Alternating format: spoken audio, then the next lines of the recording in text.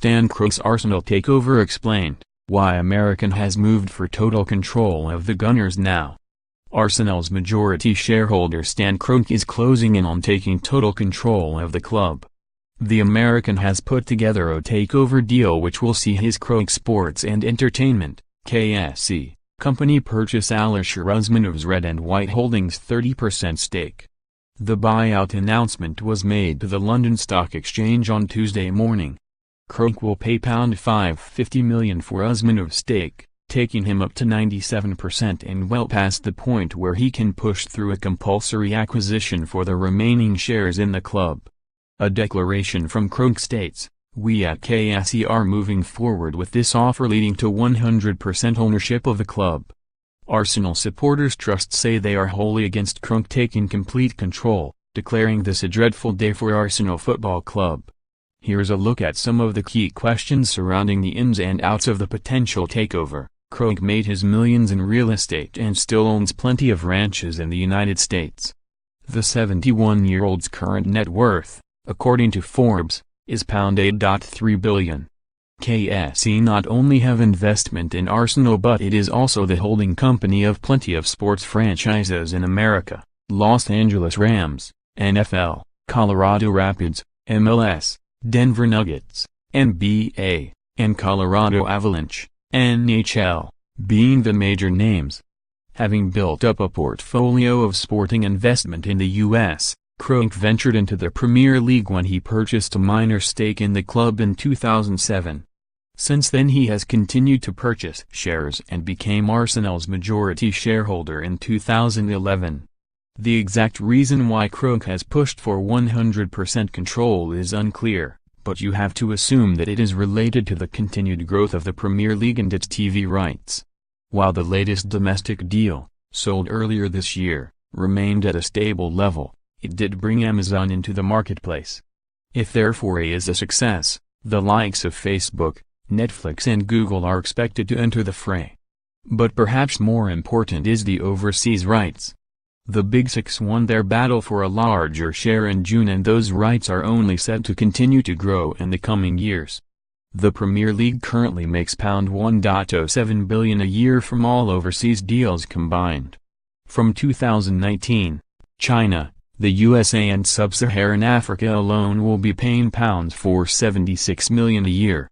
Some of the lucrative deals for 2019 to 2022 are reckoned to be worth between twice and 14 times as much as they are at present, with growth in China particularly prevalent.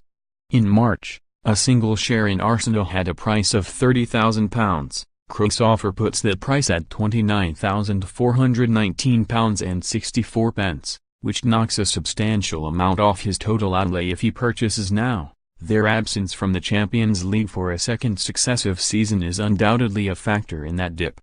Kroenke will hand Usmanov £550 million for his share and is spending £600 million in total. Under the rules of the stock exchange rules, Kroenke will have to make an offer for the remaining minority shares in Arsenal, most of which are small numbers held largely by supporters of the club. It is not currently mandatory for those shareholders to accept, but, if Kroenke purchases Usmanov's percentage, he can then push through a compulsory acquisition. This would see KSE take those final shares to complete their 100% takeover of the club. Kroenke is spending just over £602 million to take sole control, but the money isn't all his own. The 71-year-old is using £45,398,000 of his own money. But the remaining £557 million comes in the shape of a loan to KSE from Deutsche Bank.